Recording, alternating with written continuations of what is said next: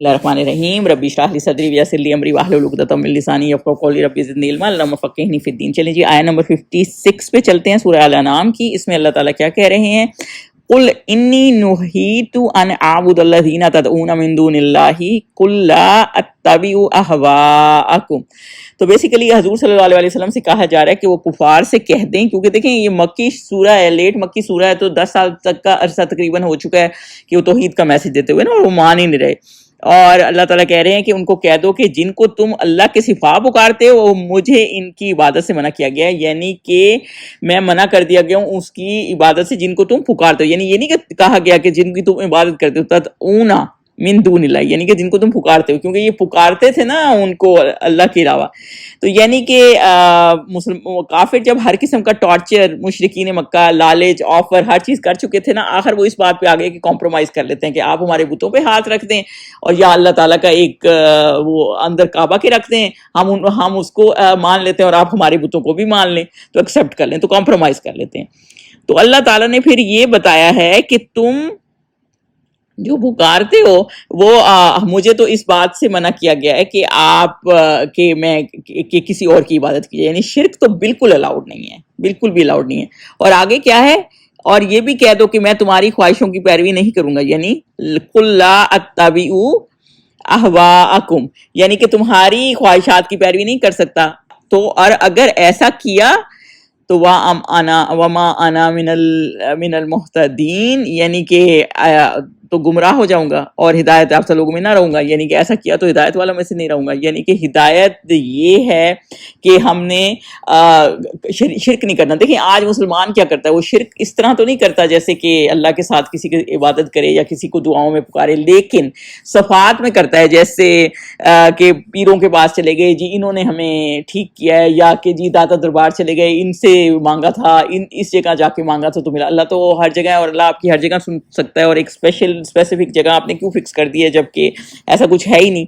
تو کیونکہ خالق مالک ہر چیز کا مشکل کشا اللہ ہے، تو آپ اس پہ ڈیپینڈ کریں۔ تو شیطان آپ کو نا ڈفرینٹ وسیلے بتا دیتا ہے، جیسے اس کے پاس چلے جاؤ، یہ پیر ہے بڑا پہنچا ہوا ہے، اس کی دعا قبول ہو جاتی ہے، یہ کچھ پڑھے گا تو یہ معاملہ ہو جائے گا۔ تو اس طرح کے معاملات سے نا نکلنا چاہیے، یہ چھوٹے شرک میں آ جاتا ہے اور یہ بھی ٹھیک نہیں ہے۔ تو حضور صلی اللہ علیہ وسلم کہہ رہے ہیں کہ کہا جا رہا ہے کہ آپ ان سے کہتے ہیں کہ جن کو تم اللہ کے سوا پکارتے ہو وہ مجھے ان کی عبادت سے منع کیا گیا، یعنی میں کسی طور کمپرومائز نہیں کر سکتا، مطلب بالکل یہ الاؤڈ ہی نہیں ہے۔ تو ورنہ جو کرے گا وہ گمراہ ہوگا۔ آیت نمبر 57 پہ چلیں۔ کہہ دو کہ میں تو اپنے پروردگار کی دلیل روشن پر ہوں اور تم اس کو جھٹلاتے ہو، یعنی کہ یہاں تک ہم نے پڑھا ہے وَكَذَّبْتُمْ بِهِ، یعنی کہ وہ یہ کہہ رہے ہیں کہ میں میرے پاس جو دلیل ہے، یعنی کون سی دلیل ہے؟ قرآن ہے، اور تم اس کو جھٹلاتے ہو، یعنی جو کھلی دلیل ہے، بینہ ہے، وہ کھلی دلیل ہے اور تم اس کو جھٹلاتے ہو، اور تو میں تو اس کھلی دلیل کے اوپر ہوں۔ اور آگے کیا ہے؟ جو روشن دلیل ہے، اور تم اس کو جھٹلاتے ہو، جس چیز یعنی جو بھی عذاب کے لیے تم جلدی کر رہے ہو، اور وہ ان کو یہ تھا کہ جلدی سے مانگ رہے ہوتے تھے نا چیز کو، کہ یہ جو آیا نا ما عندی ما تستعجلون بہ، یعنی کہ تم جلدی کر رہے ہو کس چیز پہ؟ مطلب کہ جو ہے عذاب کیوں نہیں آ جاتا؟ اگر ہم غلط ہیں تو عذاب آ جائے، تو پھر وہ میرے ہاتھ میں نہیں ہے، کیونکہ ان الحکم الا للہ، یعنی کہ وہ میرے پاس نہیں، حکم اللہ ہی کا ہے، کیونکہ سارا اختیار جو ہے نا وہ اللہ کا ہے، رول اللہ کا ہے، اسی کا حکم ہے، اسی کا حکم ہوگا تو معجزے آئیں گے، اسی کا حکم ہوگا تو معجزے نہیں آئیں گے، اسی کا حکم ہوگا تو عذاب آئے گا، نہیں تو نہیں آئے گا۔ یقص الحق، یعنی کہ وہ حق واضح کرتا ہے، یعنی کہ اللہ تعالیٰ کا ہی حکم ہے، اللہ ہی کے اختیار میں ہے، اور وہ سچی بیان فرماتا ہے، یعنی اس کا جو بیان ہے، اللہ کا جو آیات ہے یا نشانیاں، یا اللہ کا جو کلام ہے، قرآن ہے، سب سچ ہے، وہ اللہ حق ہے، یعنی اللہ سچ ہے۔ وَهُوَ خَيْرُ الْفَاصِلِينَ، اور وہ سب سے بہتر فیصلے کرتا ہے، اور وہ اللہ تعالیٰ سب سے بہتر فیصلے کرتا ہے کہ عذاب کب آنا ہے کب نہیں آنا، یہ سب فیصلے اللہ کرتا ہے۔ دیکھیں ہر چیز کا وقت مقرر ہے نا، تو اللہ ہی فیصلہ کرے گا۔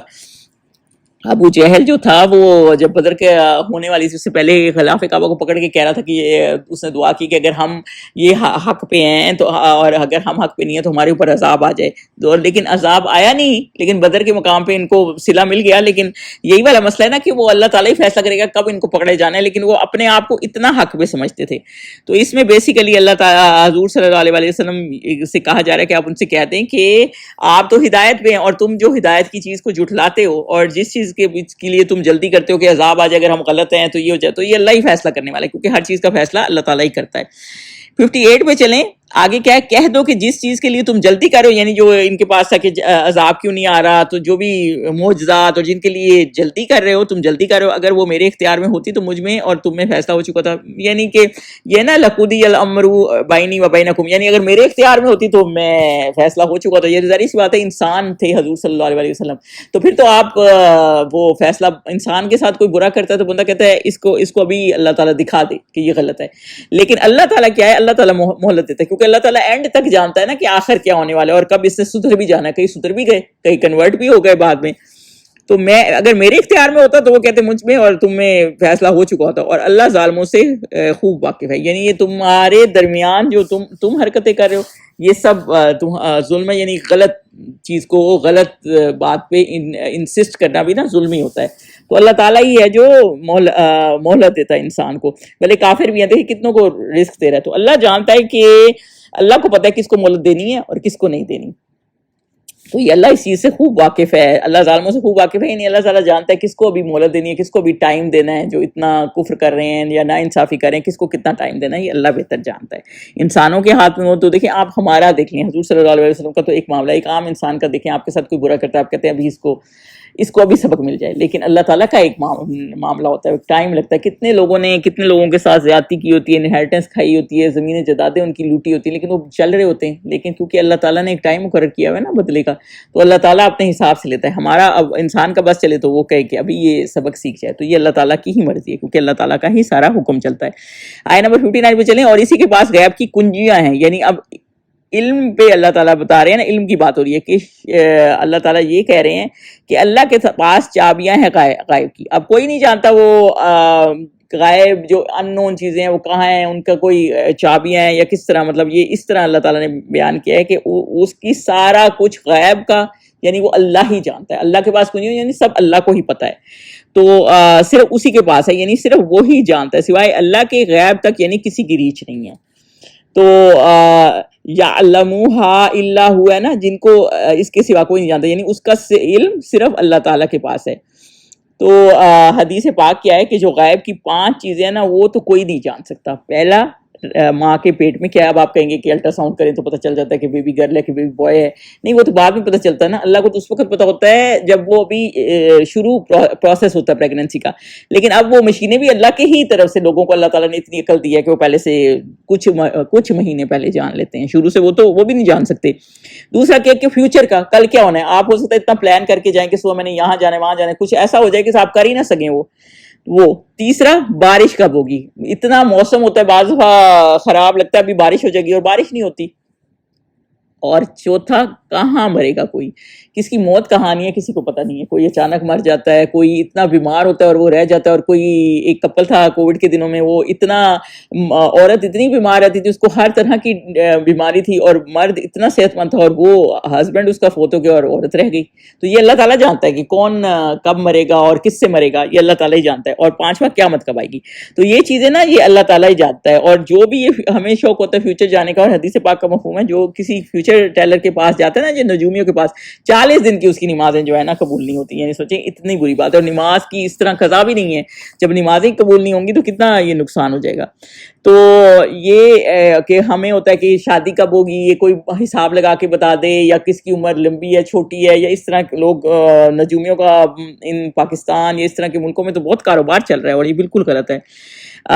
اور جو ہے ایک حدیث پاک کا مفہوم ہے نجومی کاہن ہے اور کاہن جادوگر ہے اور جادوگر کافر ہے، یعنی کہ کافر کفر کے حد تک اس کو ہے. تو بیسیکلی غیب جاننے سے بھی منع کیا گیا، اور یہ غیب سوائے اللہ کے کوئی بھی نہیں جانتا، کیونکہ اس کی کنجی اللہ کے پاس ہی ہے، اور اسے جنگلوں اور دریاؤں اور کے سب چیزوں کا علم ہے. تو بیسیکلی اس میں اللہ تعالیٰ یہ کہہ رہے ہیں، یہ ہے نا وَيَعْلَمُ مَا فِي الْبَرِّ وَالْبَحْرِ، یعنی اللہ تعالیٰ کو جنگلوں میں یعنی خشکی میں کیا ہے اس کا بھی پتہ ہے، یعنی کہاں چونٹیاں کتنی مخلوقات ہیں اللہ تعالیٰ کی، کیڑے مکوڑے سب کو اللہ تعالیٰ رزق دے رہا ہوتا ہے نا. تو مطلب پہلے تو علم ہوتا ہے نا، اس کے بعد ہی رزق آتا ہے. آپ کو پتا ہوگا کہیں کیا چیز ہے اور اس کے بعد ہی اس کو رزق پہنچے گا نا. تو اللہ تعالیٰ کو ہر چیز کا خشکی میں، اور جو پانی کے اندر آپ کبھی ڈاکومنٹری دیکھیں کتنے کتنے جانور ہیں. کچھ لوگ کہتے ہیں کہ اتنی زیادہ گہرائیاں ہیں ڈیپ سمندر کے اندر، تو وہ رستے بنے ہوئے ہیں، تو وہ سب اللہ تعالیٰ جانتا ہے. ان کے اندر کون کون سی ٹائپ کی مچھلیاں ہیں سب اللہ تعالیٰ جانتا ہے، اور سمندر کے اندر کھائیں وہ سب اللہ تعالیٰ جانتا ہے. اور پہلے اور آگے کیا ہے، سب چیزوں کا علم اللہ تعالیٰ رکھتا ہے، اور کوئی پتہ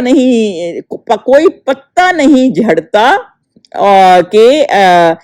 جھڑتا مگر وہ اس کو جانتا ہے، اور زمین کے اندھیروں میں کوئی دانا اور کوئی ہری اور سوکھی چیز نہیں ہے مگر کتاب روشن میں لکھی ہوئی ہے. تو بیسیکلی اللہ تعالیٰ یہ کہہ رہے ہیں ہر چیز کا علم اللہ کو ہے، پھر اللہ تعالیٰ ان کو رزق بھی پہنچاتا ہے.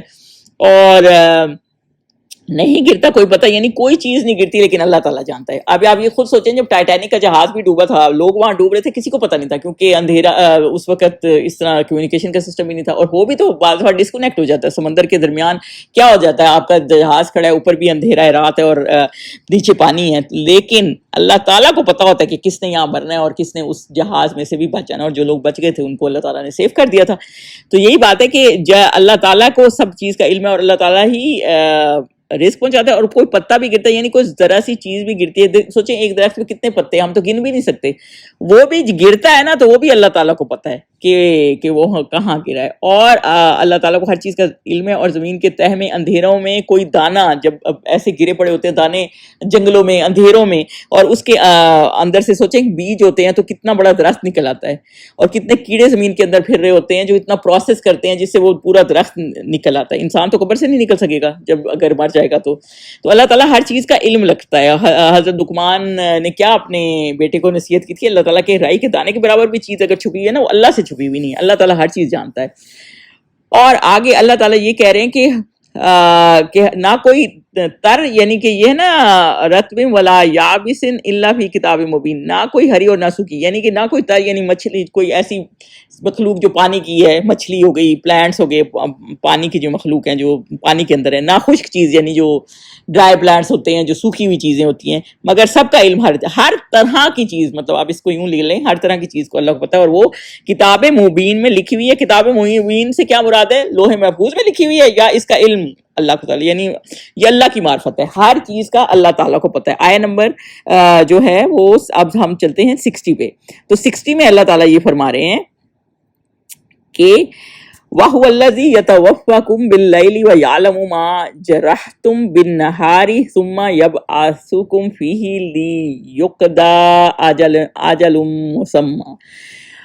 اب یہ زندگی کی اللہ تعالیٰ کہانی انسانوں کو بتا رہے ہیں، اور وہی تو ہے جو رات کو، یعنی جب آپ سو رہے ہوتے ہیں تمہاری روح قبض کرے تھا، یعنی موت کو اب بہن کہا گیا ہے نا، سلیب کو موت کی بہن کہا گیا. یعنی جب رات کو بندہ سو رہا ہوتا ہے تو سمجھے وہ ہوش میں نہیں ہوتا، تو فوت ہونے کے قریب ہی ہوتا ہے. یعنی جب سوتے ہیں تو اللہ تعالیٰ آپ کو ایک تھوڑا سا ٹریلر دکھا دیتا ہے. کئی لوگ مرے ہوئے اٹھتے بھی نہیں ہیں. تو بیسیکلی اللہ تعالیٰ یہ کہہ رہے ہیں کہ اللہ تعالیٰ وہی ہے جو رات کو تمہاری روح قبض کر لیتا ہے، یعنی روحیں بندہ ہوش میں نہیں ہوتا، مر جاتا ہے، اور جو کچھ تم دن میں کرتے ہو اس کی خوب خبر رکھتا ہے. پھر اللہ تعالیٰ تمہاری واپس روح کر دیتا ہے اور دن میں تمہیں اٹھا دیتا ہے، اور اس میں جو تم عمل کرتے ہو اس کی خوب خبر رکھتا ہے. اور پھر دیکھیں، اور پھر تمہیں دن کو اٹھا دیتا ہے تاکہ سلسلہ جاری رکھ سکے، یعنی کہ پھر اٹھاتا ہے کہ پورا کیا جائے مقرر وقت. یعنی کہ اللہ تعالیٰ پھر تمہیں دوبارہ سلاتا ہے، اٹھاتا ہے، تاکہ ثم یبعثکم فیہ لیقضی اجل مسمى، یعنی کہ پھر ایک تمہارا جو مقرر ٹائم ہے نا وہ تاکہ پورا ہو سکے. یعنی کہ اللہ تعالیٰ نے ایک جو ٹائم انسان کا رکھا ہے، اللہ تعالیٰ آپ کو سلاتا ہے، اٹھاتا ہے، سلاتا ہے، اٹھاتا ہے. کئی لوگوں کا پھر ٹائم پورا ہو جاتا ہے نا تو پھر وہ اٹھتے نہیں ہیں دوبارہ. تو وہ اللہ تعالیٰ جو ہے نا یہ کرتا ہے تاکہ آپ کا وہ ٹائم جو آپ کو دیا ہوا ہے نا وہ پورا ہو سکے اور مدت پوری ہو جائے. پھر تم کو اسی کی طرف لوٹ کر جانا, کیونکہ سب کو اسی کی طرف لوٹ کر جانا ہے نا. وہ تم کو تمہارے عمل جو تم کرتے ہو ایک ایک کر کے بتائے گا, لیکن جب تم واپس جاؤ گے تو اس کا حساب ہوگا. اسی لیے حضرت ابوبکر کہتے تھے نا, کاش میں درخت ہوتا کہ مجھے حساب نہ دینا پڑے. دیکھیں دو قسم کی روح جو ہے نا کہا جاتی ہے, ایک روح نفسانی کہا جاتی ہے, ایک روح حیوانی کہا جاتی ہے. روح نفسانی وہ ہوتی ہے جو رات کو آپ کو نکل جاتی ہے اور وہ اوپر چلی جاتی ہے, جس کہتے ہیں نا اللہ تعالیٰ نے اوپر لکھا ہے نا, جیسے کہ روح قبض کر لیتا ہے اور وہ چلی جاتی ہے. اور ایک ایسی روح ہوتی ہے جو کہ آپ کے خیالات ہیں, جیسے آپ کو سانس لے رہے ہوتے ہیں تو وہ چل رہی ہوتی ہے. اگر جب وقت ختم ہو جائے گا نا تو اوپر والی روح پھر اللہ روک لے گا, وہیں واپس نہیں آئے گی پھر وہ. اور جو نیچے والی روح ہے جس میں سانس ہوتا ہے تو وہ بھی اللہ تعالیٰ لے لے گا, یعنی دونوں روحیں اللہ تعالیٰ پھر بلا لے گا اپنے پاس. تو اس طرح اس لیے جب لوگ اٹھتے ہیں نا تو وہ یہ دعا کرتے ہیں الحمدللہ الذی احیانا بعد ما اماتنا, کہ جیسے اللہ تعالیٰ نے کا شکر ادا کرتے ہیں کہ اللہ تعالیٰ نے ہمیں زندگی دی, مرنے کے بعد سونے کے بعد ہمیں واپس ہماری روح کر دی اور ہم واپس آئے. تو اللہ تعالیٰ یہ کہہ رہے ہیں کہ اس میں انسان کا کوئی کنٹرول نہیں ہے. بیسیکلی اللہ تعالیٰ یہ بتا رہے ہیں یہ پوری زندگی کا لوگوں کا سائیکل ہے, سوتے ہیں اور جو انہوں نے کرنا ہے عمل کرتے ہیں, اور اس کے بعد اللہ تعالیٰ نے جب ان کا ٹائم مقرر ہو جاتا ہے, پورا ہو جاتا ہے, تو ان کو اپنے پاس بلا لیتا ہے. آیت نمبر 61 پہ چلیں. اور وہ اپنے بندوں پر غالب ہے, یعنی وَهُوَ الْقَاهِرُ فَوْقَ عِبَادِهِ, اللہ غالب ہے یعنی اس کو تمام بندوں پر کنٹرول ہے, پورا ہولڈ ہے اس کو. اور وَيُرْسِلُ عَلَيْكُمْ حَفَظَةً حَتَّى إِذَا جَاءَ أَحَدَكُمُ الْمَوْتُ تَوَفَّتْهُ رُسُلُنَا وَهُمْ لَا يُفَرِّطُونَ, یعنی کہ اللہ تعالیٰ اپنے بندوں پر غالب ہے اور تم پر نگہبان مقرر کر رکھتا ہے. یعنی کہ اللہ تعالیٰ نے تمہارے اوپر نگہبان مقرر کیے ہیں. یعنی کہ نگہبان کون سے ہیں؟ جو تمہاری حفاظت کرتے ہیں, یہ فرشتے ہیں. ایک تو وہ کرمان کاتبین ہیں جو ہر کسی کے ساتھ ہیں, جو آپ کی اعمال ریکارڈ کرتے ہیں. اور جیسے حدیث پاک کا مفہوم ہے نا کہ رات کے فرشتے اور دن کے فرشتے باری باری چینج ہوتے ہیں. جیسے فجر سے فجر میں فرشتے آتے ہیں, پھر عصر کے ٹائم پھر وہ جمع ہوتے ہیں, فجر میں جمع ہوتے ہیں, عصر میں جمع ہوتے ہیں, اور پھر وہ آ کے چینج ہوتے ہیں. اور جو واپس جاتے ہیں پھر وہ عصر والے جب واپس جاتے ہیں تو اللہ تعالیٰ کو معلوم ہوتا ہے, لیکن اللہ تعالیٰ پوچھتا ہے کہ تمہارے بندہ کیا کر رہا تھا جب تم گئے تھے, اور کیسے اس نے رات گزاری. تو وہ کہتے ہیں کہ جب فجر پڑھا تھا جب ہم آئے, اور جب گئے تھے تو عصر پڑھا تھا. تو سوچیں کتنا اچھا وہ امپیکٹ پڑتا ہے.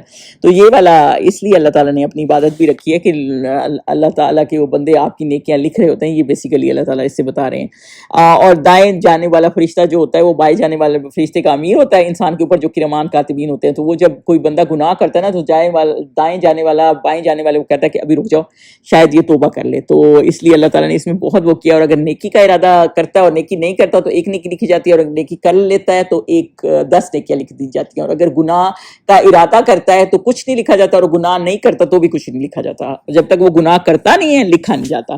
یعنی فرشتوں کو ارادے کا پتہ ہے, لیکن یہ نہیں پتا کہ ریاکاری سے کیا گیا عمل یا اخلاص سے کیا گیا, وہ قیامت کے دن پتہ چلے گا. تو وہ جو جس طرح کر رہے ہوتے ہیں نا ویسے وہ ان کے ساتھ چل رہے ہوتے ہیں. تو بیسیکلی اللہ تعالیٰ نے نگہبان مقرر کیے ہیں. اس کے علاوہ حفظہ آیا تو مطلب حفاظت کرنے والے فرشتے بھی ہوتے ہیں. بعض آپ سوچتے ہیں نا آپ کا ایکسیڈنٹ ہو رہا اور بال بچ گئے ہیں, تو وہ بال آپ اسی لیے بچے ہوتے ہیں کیونکہ اللہ تعالیٰ نے ان کو آپ کی حفاظت کے لیے رکھے ہوئے ہوتے ہیں.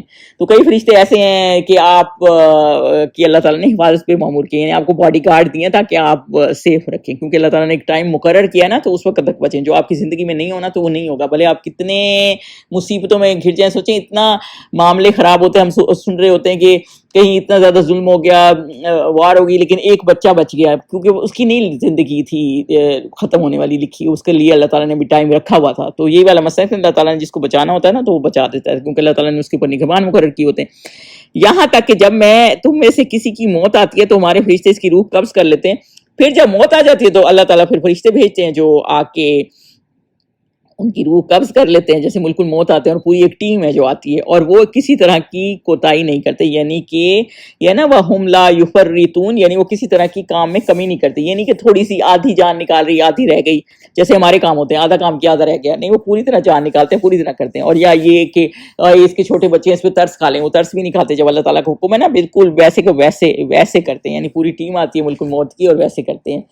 اور ایک حدیث پاک کا مفہوم اس طرح بھی ہے کہ جیسے مرنے والے کے پاس فرشتے آتے ہیں, اور اگر نیک ہو تو وہ کہتے ہیں پاکیزہ روح تم نکل جاؤ اور رب تم سے راضی ہے, اور بڑے پیار سے اس کی روح نکالتے ہیں. کیونکہ روح نا دیکھیں اندر بالکل جمی ہوئی ہے, تو اس کو نا بہت آرام سے نکالتے ہیں, بڑا مشکل سے نکلتی ہے. تو جب پاک روح ہوتی ہے آرام سے نکالتی ہے. پھر وہ روح جب آسمان پہ جاتی ہے تو پھر فرشتے اس کو ویلکم کرتے ہیں, پوچھتے ہیں, پھر دروازے آسمان کے کھل جاتے ہیں.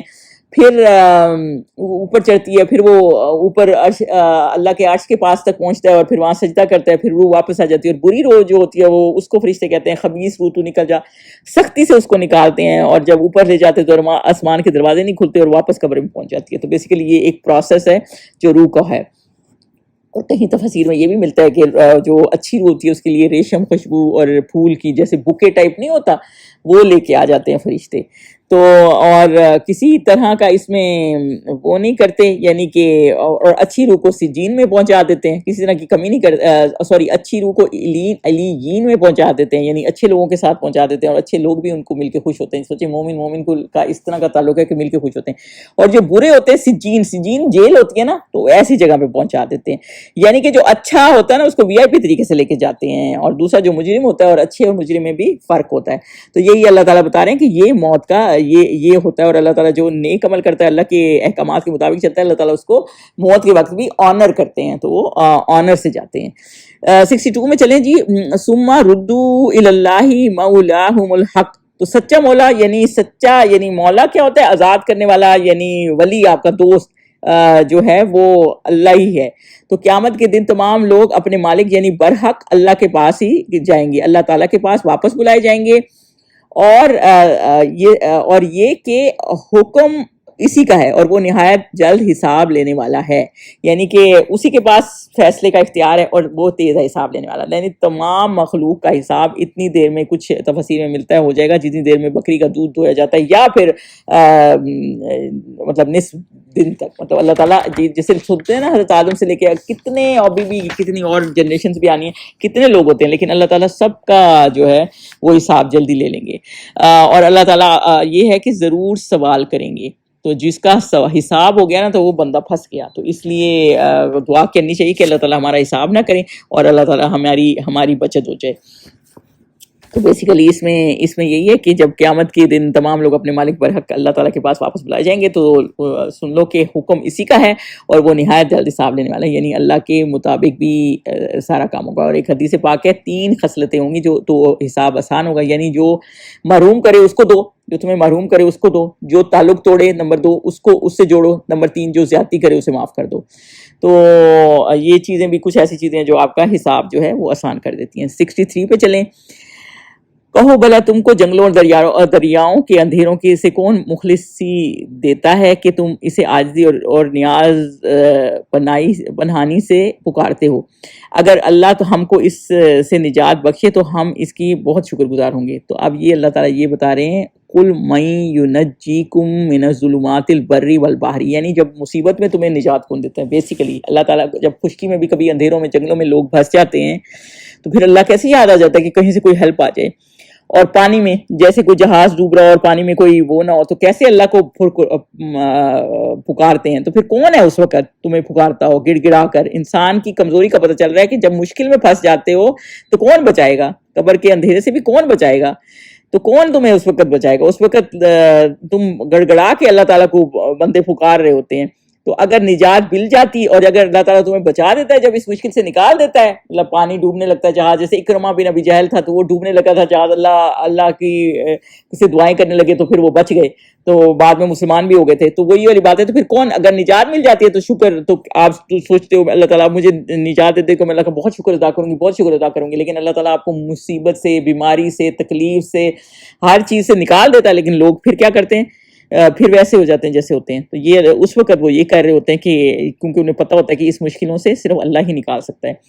اللہ تعالیٰ حضور صلی اللہ علیہ وسلم سے کہہ رہے ہیں کہ کہہ دیں کہ اللہ ہی تم کو اس تنگی سے اور ہر سختی سے نجات بخشتا ہے، یعنی اللہ ہی ہے تمہیں جو ان مشکلوں سے نجات دلاتا ہے اگر تم پھنسے ہوئے ہوتے ہو اور گم ہو جاتے ہو، لیکن پھر تم اس کے ساتھ شرک کرتے ہو، لیکن پھر بھی تم شرک کرنے لگ جاتے ہو، یعنی تم پھر بھی شرک کرتے ہو، یعنی اللہ ہی بچاتا ہے۔ کافر بھی جب بچ جاتے تھے نا تو پھر وہ اللہ کی وہ کرتے تھے، اور اس کے بعد دوبارہ آ کے بتوں کے پیچھے پڑ جاتے تھے۔ جب کسی مشکل میں پھنس جاتے تھے تو اللہ سے دعائیں کرتے تھے کسی طرح نکل آئیں، اس وقت انہیں بت یاد نہیں آتے تھے، جب جیسے ہی نکل آتے تھے مشکلوں سے پھر آ کے بتوں پہ چڑھانے شروع ہو جاتے تھے۔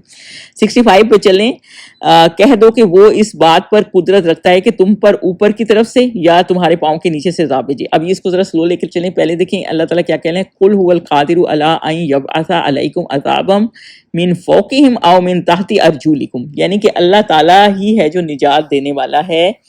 تو اللہ تعالیٰ یہ فرما رہے ہیں کہ اللہ تعالیٰ ہر چیز پہ قادر ہے کہ وہ عذاب بھیجے اوپر سے, یعنی اوپر سے, فوقہم یعنی جیسے طوفان آ جاتے ہیں, جیسے طوفان نوح آیا تھا ساری ڈوب گئے تھے, تو اوپر سے اتنا طوفان آ جائے, ٹرنیڈو آ جاتے ہیں وہ آ جائے, یا پیروں کے نیچے سے عذاب ہے یعنی زلزلہ آ جاتا ہے, قحط آ جاتا ہے زمین میں سے, تو اس طرح کا عذاب آ جائے.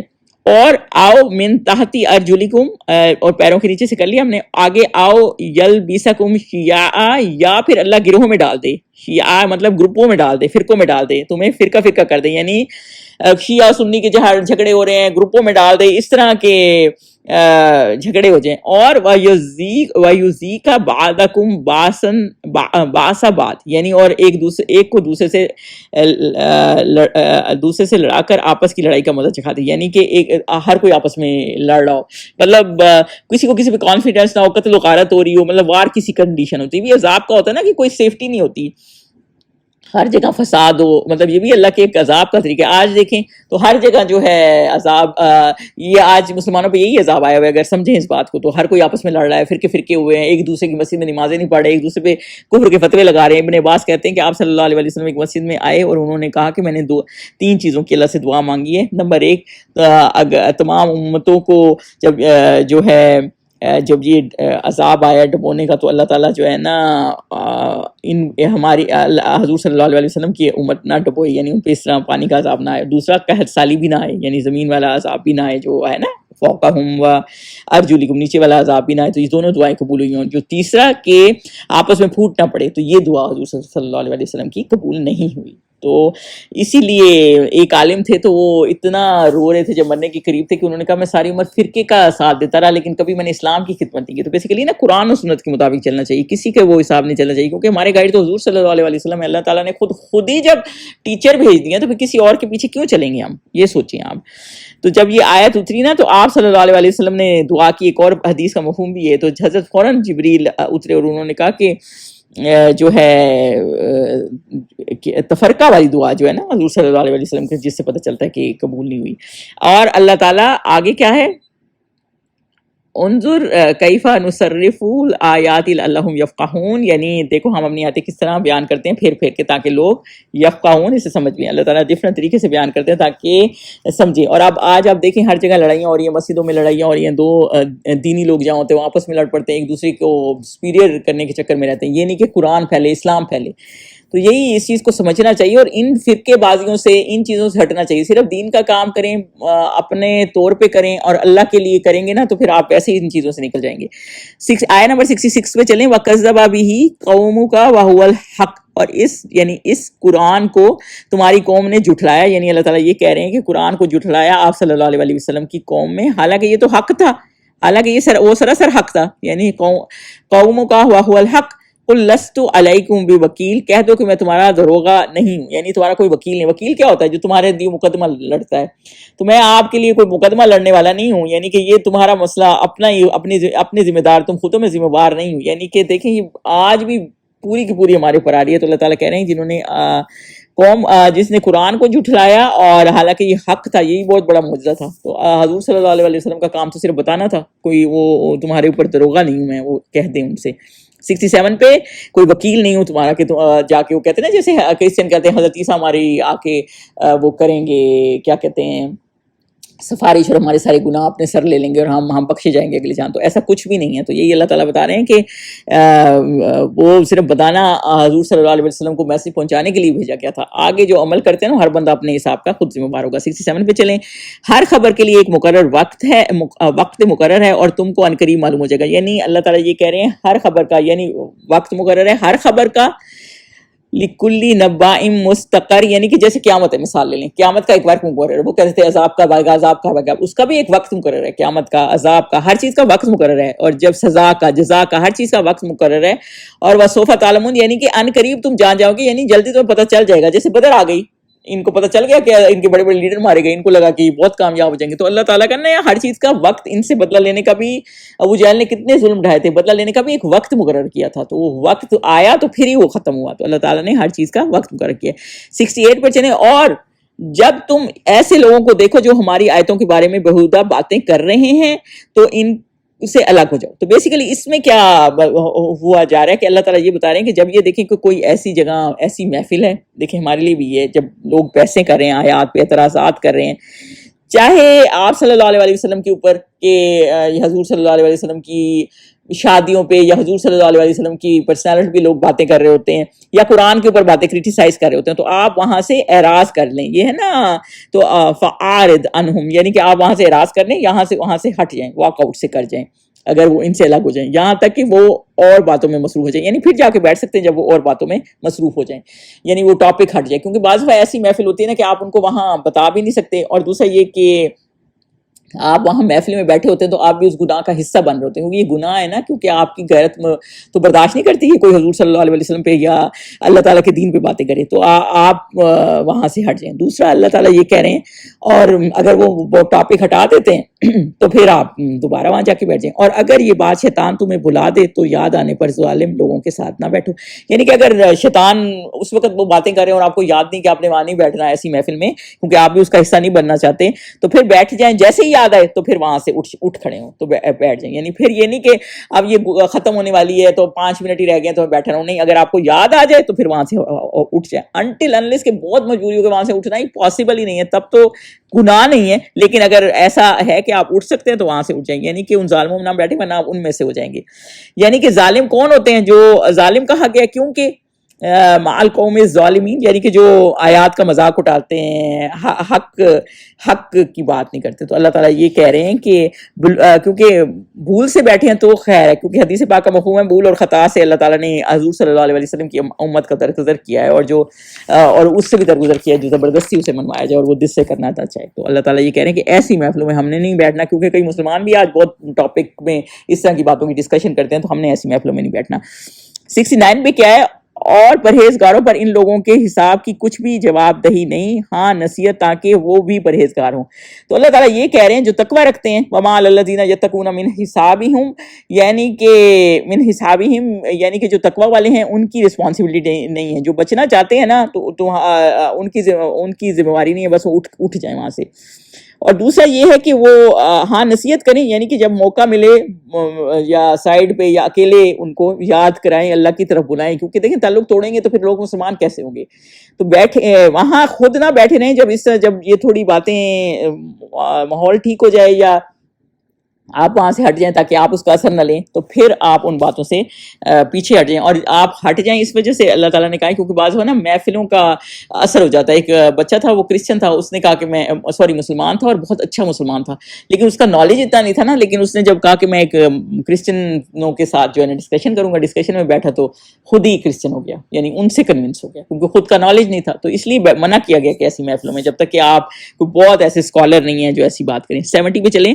اور جن لوگوں نے اپنے دین کو کھیل اور تماشا بنا رکھا ہے, یعنی جو ایسے ہیں جنہوں نے دین کو کھیل اور تماشا بنایا, لائب و لہو ہم نے پہلے بھی ڈسکس کیا ہے کہ لہو وہ ہوتا ہے جس کا کوئی گول نہیں, کوئی مقصد نہیں ہوتا. لائب وہ ہوتا ہے جو مطلب جو ختم ہو جانے والی چیز ہے, مطلب جیسے کوئی سپورٹس ہے, مطلب اس کوئی فائدہ نہیں ہے جس کا, تو آپ تماشا بنا دیے, یعنی ایسی چیزیں کر دی ہیں جو مطلب دین کے اندر مذاق بنائے, بدعات لگا دی ہیں, یعنی کہ پہلے تلاوت کر دیتے ہیں پھر ناچ گانے شروع کر دیتے ہیں, مطلب بالکل اس کو انٹرٹینمنٹ کا حصہ بنا دیا ہے, بالکل جیسے عید کو چاند راتیں منا رہے ہیں جس کا کوئی مقصد نہیں ہے, مطلب بالکل ایسے کھیل تماشا بنا دیا ہے. مطلب آپ رمضان سے ہٹے ہیں اور آپ پھر بالکل ہی ایک دم اتنی آپ نے باتیں کی اور ایک دم آپ ان چیزوں میں پڑ گئے ہیں. تو بیسیکلی یہ چھوٹی سی مثالیں دے رہی ہوں, لیکن ایسے ہی جو بدعات کر دیے ہیں اور دوسرے کاموں میں کو اپنا مشغلہ بنایا ہوا ہے, اور دنیا میں مطلب دھوکے میں ہی ہیں, اور دنیا کی زندگی نے ان کے دھوکے میں ڈال رکھا ہے, یعنی دنیا کی زندگی میں ہی پڑے ہوئے ہیں, صرف دنیا ہی سے انہیں فائدہ ہے, اور لوگوں کو بھی غلط کام پہ بلاتے ہیں, خود بھی غلط کام کرتے ہیں. عبداللہ بن عباس کہتے ہیں کہ امت کے لیے جو ہے اللہ تعالیٰ نے لوگوں نے اللہ تعالیٰ نے عبادت کے لیے, اپنی عبادت کے لیے پیدا کیا ہے تاکہ اللہ تعالیٰ کی بڑائی بیان کریں, اور لوگوں نے کھیل تماشا بنا دیا ہے, یعنی اس کو ایسے ہر چیز کو مذاق فن بنا دیا ہے. تو مطلب دین کو سیریسلی ہی نہیں دیتے, اور جب کوئی فارغ ٹائم ہوتا ہے تو تب آ کے دین سیکھتے, ورنہ دین کو سیریسلی اپنا میجر زندگی کا مقصد نہیں بنایا ہوا. اور جن لوگوں نے اپنے دین کو کھیل تماشا بنا رکھا ہے اور دنیا کی زندگی نے ان کو دھوکے میں ڈال رکھا ہے کیونکہ دنیا کے پیچھے پڑے ہوئے ہیں, ان سے کچھ کام نہ رکھو, ہاں اس قرآن کے ذریعے سے نصیحت کرتے رہو، یعنی تعلق ان سے اتنا نہ رکھیں، لیکن ضرور یعنی پھر وہی کہا گیا کہ اس مجلس میں نہ بیٹھے تاکہ آپ پہ اثر نہ ہو جائے، ان کے ساتھ اتنی کمپنی اتنی دوستیاں نہ رکھیں. دیکھیں اچھی کمپنی آپ کو کیا ہوتی ہے، آپ کی نماز لیٹ ہو رہی ہے، سب نماز پڑھیں تو آپ نماز پڑھنے لگ جائیں گے.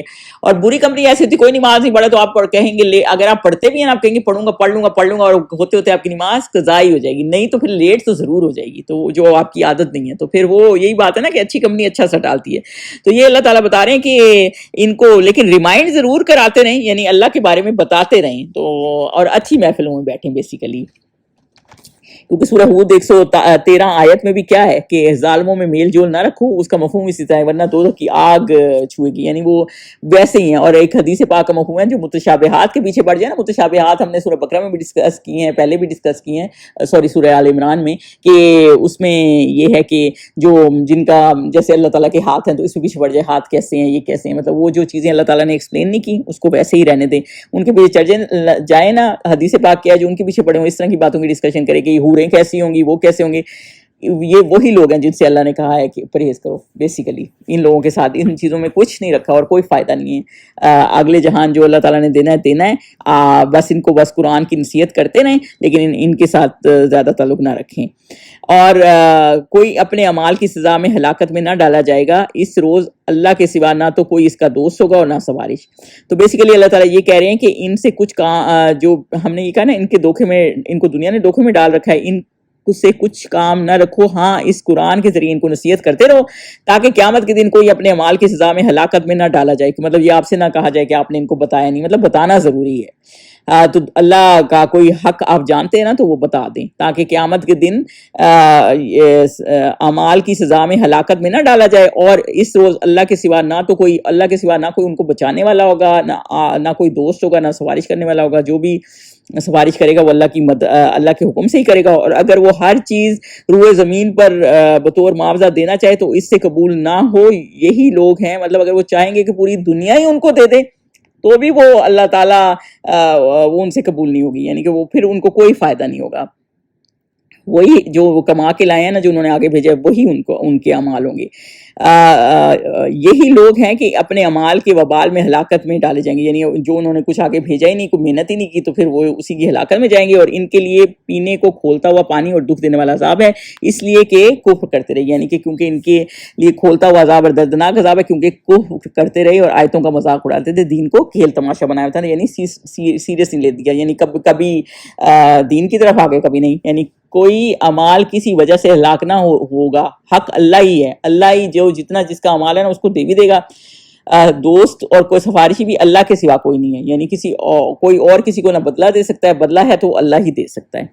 آیت نمبر 71 پہ چلیں. کہو کیا ہم اللہ کے سوا ایسی چیز کو پکاریں جو نہ ہمارا بھلا کر سکے نہ برا. پہلے بھی ہم نے پڑھا ہے کہ نہ آپ کا فائدہ کر سکتے ہیں نقصان. اللہ تعالیٰ کہہ رہے ہیں ان کافروں سے کہہ دو کہ اللہ کے سوا ہم بتوں کو، یعنی ایسی چیز کو پکاریں جو ہمارا نہ فائدہ کر سکتے ہیں نہ بھلا کر سکتے ہیں. اور جب ہم کو اللہ نے ہدایت کے رستے پر رستہ دکھایا ہے تو ہم الٹے پاؤں پھر جائیں، یعنی کہ ہدانا اللہ ہوا ہے نا، یعنی اللہ تعالیٰ نے ہمیں ہدایت پہ رکھا ہے اور ہم واپس ایسے لوگوں میں چلے جائیں جو جہالیت میں ہے، جو ہدایت پہ نہیں ہے. اگر ایسا کریں گے تو پھر اللہ تعالیٰ نے آگے کیا کہا ہے کہ ان کی مثال کیسی ہے. یہ کالذی استہوتہ ہے نا، تو ان کی مثال اللہ تعالیٰ نے ایسی کی ہے جو ہدایت لے کے واپس چلے جاتے ہیں نا، جن کو شیطان نے رستہ پہ بھٹکا دیا. یعنی ان کی مثال ایسی ہے، پھر ہماری ایسی مثال ہے جیسے کہ جنات نے یا شیطان نے جنگل میں بھلا دیا. یعنی کوئی بندہ جنگل میں جائے اور رستہ بھٹک جائے، کہیں جائے اور اسے پتہ نہیں کہاں جانا ہے. جیسے کوئی قافلے سے بچھڑ جاتا ہے نا تو اسے پتہ نہیں ہوتا اس نے کہاں جانا تھا، اور حیران ہو رہا. اور اس کے کچھ رفیقوں جو اس کو رستے کی طرف بلائیں، یعنی کچھ اچھے دوست ہوتے ہیں نا، جو آپ اس لیے کہا گیا نا پیچھے کہ ان کی محفلوں میں نہ بیٹھو، ایسے لوگوں میں بیٹھے آپ جو آپ کو اچھی کمپنی ہے. دوست اچھے دوست ہوتے ہیں نا، تو وہ دیکھ رہے ہوتے ہیں کہ ہمارا ساتھی ہدایت پہ نہیں ہے، تو ان کو اچھے رستے کی طرف لے آتے ہیں، بلا لاتے ہیں کہ ہمارے پاس چلا. کہہ دو کہ رستہ تو وہی ہے جو اللہ نے بتایا، کہ راستہ وہی ہے جو ہدایت کا ہے جو اللہ نے بتایا. اور ہمیں تو یہ حکم ملا ہے کہ ہم اللہ رب العالمین کے فرما بردار ہوں، یعنی اللہ کے ہی فرما بردار ہوں، یعنی کہ ہدایت پہ ہوں. یعنی کہ اللہ تعالیٰ یہ کہہ رہے ہیں کہ شیطان جو ہے نا کچھ لوگوں کو رستہ بھٹکا دیتا ہے تاکہ وہ پریشان پھریں.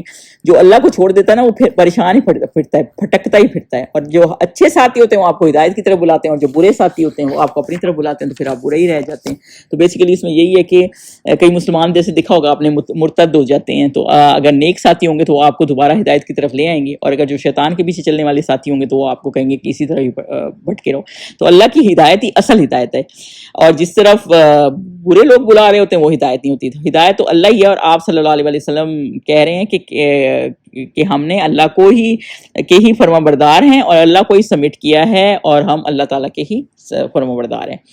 72 پہ چلیں, اور فرما بردار کیسے کرنی ہے فرما برداری, اور یہ بھی کہ وَأَنْ أَقِيمُوا الصَّلَاةَ وَاتَّقُوا, اور نماز پڑھتے رہو, نماز قائم کریں اور تقویٰ کریں, اور تقویٰ اختیار کریں یعنی اللہ سے ڈریں. اللہ کے احکامات جو نہیں مانتا وہ اللہ سے ڈرتا نہیں ہے, جو اللہ کے احکامات مانتا ہے اس کو اللہ سے خوف ہوتا ہے کہ اللہ کے پاس واپس جانا ہے, اور وہی تو ہے جس کے پاس تم جمع کیا جائے, کیونکہ اس کو پتا ہوتا ہے کہ ہم نے واپس اللہ کے پاس جانا ہے. تو ہمیں ہدایت دی, اور تاکہ ہم جہالت سے نکلیں, اللہ تعالیٰ نے ہمیں ہدایت دی ہے, اور ہمیشہ ڈرے اور ہدایت کے راستے پہ اللہ تعالیٰ ہمیں رکھے, اور شیطان کے بھڑکانے سے ہمیں بچائے. سبحانک اللہم و بحمدک اشہد ان لا الہ الا انت استغفرک و اتوب الیک.